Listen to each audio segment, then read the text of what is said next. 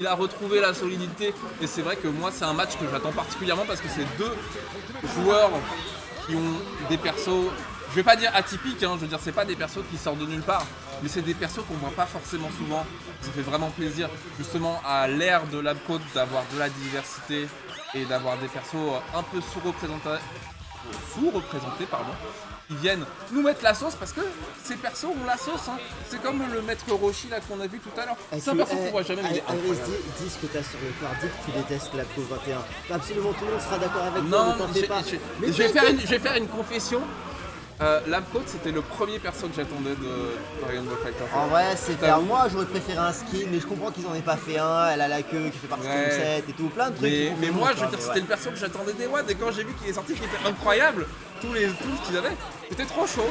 Malheureusement, c'était un peu trop fort, on va se le dire. Ouais, on va pas se mentir, c'était un peu trop fort comme l'ouverture de Yamas juste là, qui lui met bien, assiste Zamasu justement qui lui a permis de continuer là-dessus.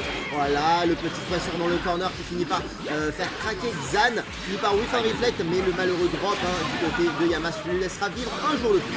Ouais, Xan là qui est quand même un peu dans la sauce, qui n'arrive pas à se sortir du coin, et il aura fallu le petit vanish pour inverser les positions, mais malheureusement on se refait toucher. Les 5 S bien confirmés. Et est-ce que ça peut tuer? Ça va claquer les barres. Et tant qu'on claque pour pouvoir tuer, c'est totalement rentable pour le coup. On a fait rentrer le Zamasu justement pour pouvoir valider avec cette level 1 après celle de Blue, celle de Vegeta. Et pour le coup, ça marche extrêmement bien là-dessus. Jusqu'au moment où tu te fais clipper par les Timberland de Nappa, les grandes bottes qui leur ont bien caressé le coco. Et pour le moment, regarde-moi ça, on va tenter voilà, le setup de Saibaman. Et voilà, ça a une ouverture, mais Zamas qui garde la tête froide, va justement claquer là-dessus. Flight pour pouvoir se livrer. Et voilà, on va essayer de dégager un maximum et mettre l'air dash juste après le follow-up pour justement mettre la pression. Mais voilà, Spark d'un côté, Spark de l'autre, on n'a pas envie de faire de ces persos signature d'un côté comme de l'autre. Ouais, et par contre la gestion des distances et des déplacements de Yamas est excellente jusqu'à... Quand tu me parlais de Timberland, moi je vais te parler des boots de Kanye West qu'on a aperçus récemment. Il s'est inspiré de Kingdom Hearts très probablement. Tandis que Xan continue justement d'envoyer les Nike. Jusqu'ici tout se passe bien. Ça va être la fin du deuxième perso de Yamas. Il n'y a pas de drop et il n'y a pas de drop. Xan qui se met très bien dans ce premier match, mais c'est basic.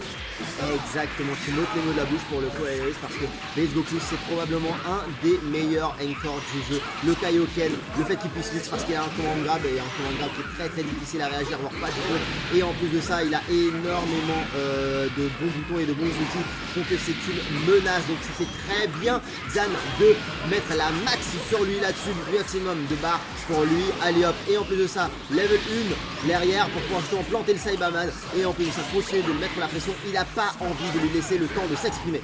Ah non, clairement, parce que voilà, j'allais dire parce que et voilà, si c'est pas loupé, c'est la fin. C'est loupé malheureusement.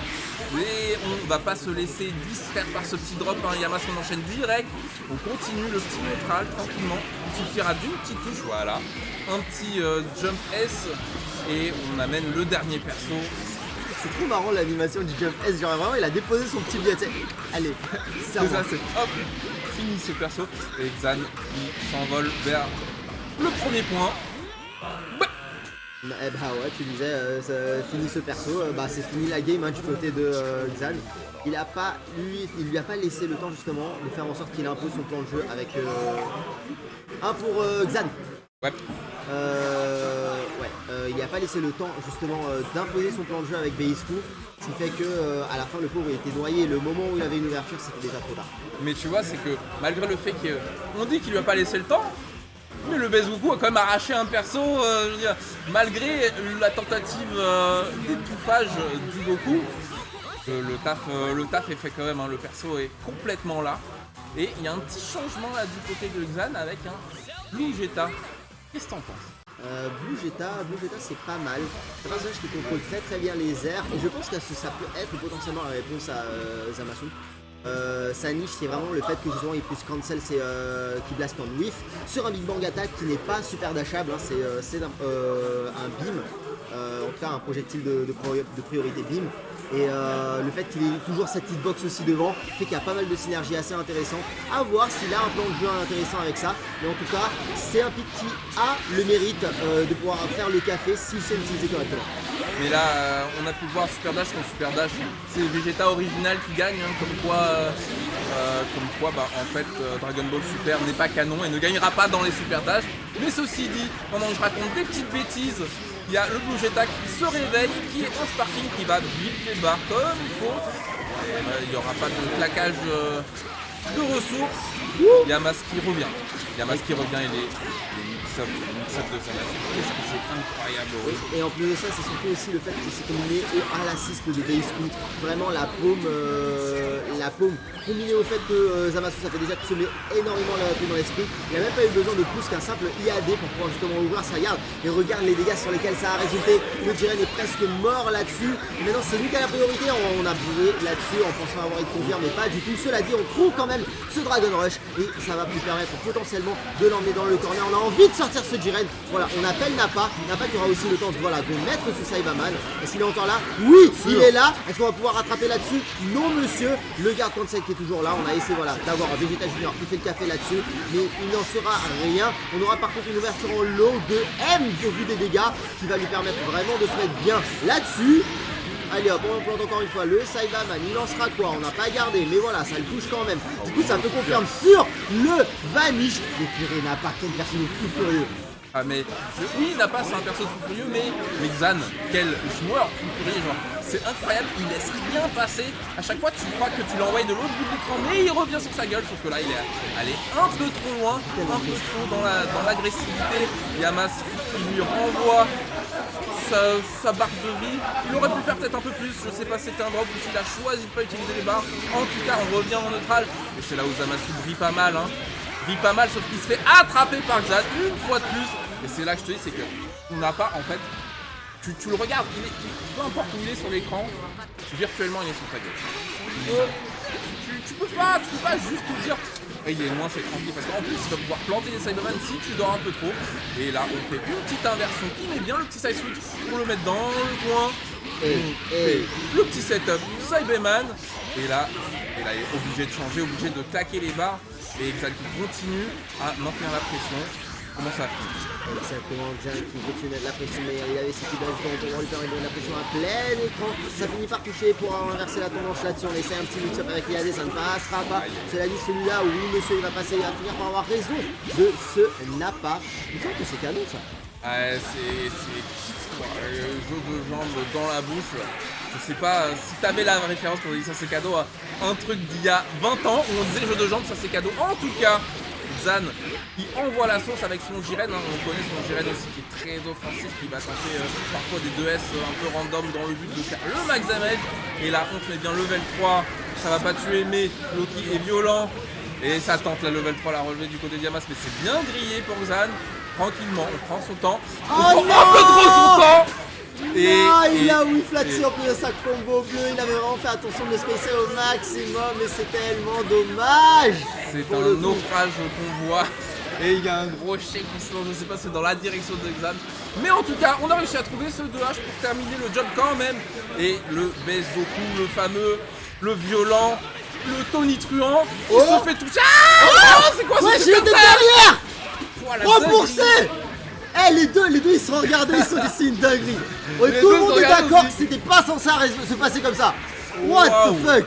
Oh oui, malheureusement pas confirmé. Et l'inversion des positions. Et le comeback de Yamas, c'est Xan. Il a le seum. Il est dépité. Il est au bout de sa vie le gars. Je comprends, là. Pareil. Mais en tout cas Yamas de son côté il prend totalement. Bien sûr.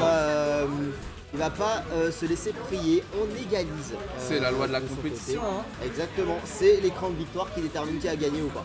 Exactement, j'ai un ami qui disait c'est la vérité de l'écran. Écoutez, je pense qu'on ne peut pas lutter contre ça. Hein. Et la compétition est telle qu'elle est. On prend chaque point. Il y a seulement quand la manette se débranche que des fois il y a des gens gentils, mais sinon on prend tout. On n'est pas là pour blaguer. En plus, j'ai envie de te dire DBZ en France, tu peux pas blaguer vraiment. Parce qu'en face, il y a les clients. Et Xan qui trouve une bonne ouverture, le Blue Jetta qui s'exprime bien. Il amène dans le coin. On met les deux barres, on amène le Jiren et le mix-up. Et c'est bien vu là. On veut juste voilà, continuer de mettre la pression, mais Yamas qui répond immédiatement dans ce parking. Il a envie de garder ce Vegeta vivant, il n'a pas envie de laisser Xan instaurer vraiment un momentum. On a voilà, énormément de réflexes, hein. Vraiment, on a réussi à s'en sortir des L-Zone Grenade. Ça passera du côté de Xan. Il a réussi à renverser la tendance et là-dessus, on ne va pas se faire avoir. On a mis l'assist Blue Jetta, ça a un peu foiré son combo, mais c'est pas grave. On est en phase de pression, Gang Signs, Cancel. Maintenant, on a l'ouverture de M. Ça tue ça. Ça a totalement tué. Ça tue pas, enfin, je veux dire, pas besoin d'utiliser toutes les barres parce que les ouvertures 2M dans ce jeu, 2M, 5M, c'est les max damage, c'est la grosse sauce. Et Xan qui trouve du coup une très bonne opportunité pour ce dernier match, pour se remettre du crève-cœur juste avant. Et là, on va avoir les 3 barres, on va se mettre très bien du côté de Xan en plus. Il y a le sparking s'il veut claquer jusqu'au bout. Est-ce qu'il va vouloir aller jusque là? Non, tranquillement, level 3, ça tue pas ça. Ça tue totalement. Ah ouais, ça fait très mal. Yamas qui est dans la sauce, la grosse sauce. Vraiment, c'est son personnage de survie, c'est sur ce base Goku que va se jouer sa loser's run, en tout cas sa vie dans ce bracket. Et il le joue jusqu'au bout. Il arrive à avoir cette ouverture, on a essayé l'optimisation. Mais ça ne passera pas, on n'est pas encore assez doué là-dessus au niveau des doigts. Et c'est pas grave, au prix d'une barre, on peut se rattraper et on peut enfin se débarrasser de ce Jiren. Exactement, hein, c'est un peu le scénario de chaque match, hein, le Goku de Yamas qui revient de l'enfer. À voir si cette fois-ci il va pouvoir aller jusqu'au bout, en sachant qu'il y a un Spark avant, le Cyberman est planté, mais il n'y a plus de barre du côté de la part. Et non, ce Vanny qui se fait attraper par le Cyberman immédiatement. On est dans une phase de zoning assez intense, sachant que une boots n'est jamais très loin, n'a pas et partout. Ce Cyberman qui est planté, et justement Yamas comme il a qu'un personnage, il ne peut pas empêcher le plantage de Cyberman, et c'est chaud. C'est vraiment compliqué, hein, pour le savoir. Voilà, on a la touche là-dessus, on n'a pas énormément de barres, hein, voire pas du tout du côté de Xan. On a juste voilà, de quoi mettre le BX et pouvoir planter ce Cyberman. On va le verrouiller grâce à l'assist de Bougeta et on a conditionné à bloquer, donc c'est fini mesdames et messieurs. Ce sera donc Xan qui remportera ce set de Loser Quarter et avance, mettant ainsi Yamas